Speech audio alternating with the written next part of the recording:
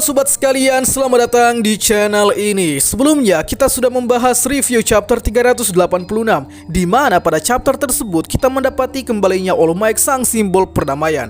Namun di chapter kemarin ada beberapa hal yang luput kita bahas, mulai dari apa yang terjadi pada Ida sebenarnya, lalu akan seperti apa yang terjadi nantinya pada All Might dan lain sebagainya. So di konten kali ini akan kita bahas detail chapter 386.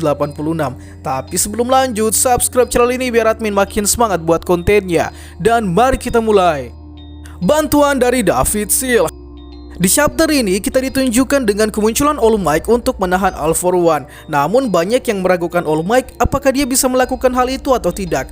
So All Might lantas berkata kalau jangan cemas, sebab dia memiliki rekan tangguh yang bisa membantunya.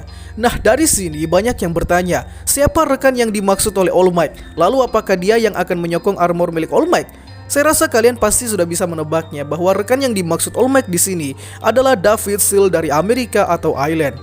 Mengapa sosok yang diduga rekan All Might ini adalah David? Ya karena David ini adalah rekan All Might yang sangat berjasa selama All Might menjadi pro hero di Amerika semasa dia berkuliah. Ditambah lagi David ini adalah segelintir orang yang tahu soal One For All yang dimiliki oleh All Might. Dalam artian David tahu semua yang All Might rahasiakan soal quirknya daripada orang terdekat All Might yang lain. Jika kalian lupa, David ini adalah karakter yang muncul di movie pertama My Hero Academia. Di masa mudanya bersama dengan All Might, David diketahui menjadi partner All Might dalam segala aksinya. Mulai dari mengantarnya ke lokasi konflik, memberi All Might kostum pahlawan super, dan di beberapa kesempatan ikut pula melawan villain. Kalau soal canon atau non-canonnya karakter ini, jadi saya beritahu ke kalian kalau seluruh movie My Hero Academia maupun itu prequel dan lain sebagainya, di chapter 384 sudah dikonfirmasi canon oleh pengarangnya sendiri.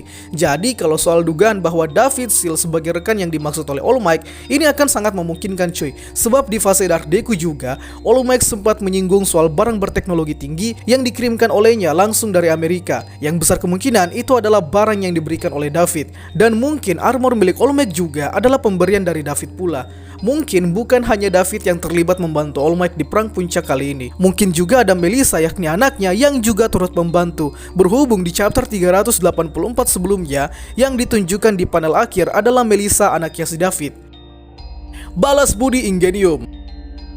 Di sini ditunjukkan kalau Ida sangat tahu betul perasaan yang Soto alami, di mana Soto berkeinginan untuk menundukkan Dabi demi untuk menyelamatkannya. Nah, apa yang terjadi pada Soto ini pernah juga terjadi pada Ida, di mana Ida saat itu dendam kesumat sama Stain karena sudah membuat kakaknya yakni Ingenium dihajar sampai sekarat. Dendam Ida kemudian mengantarkan dia melakukan aksi vigilantisme dengan berniat untuk membuat Stain tumbang. Namun usaha Ida sia-sia karena dia masih terlalu lemah pada saat itu.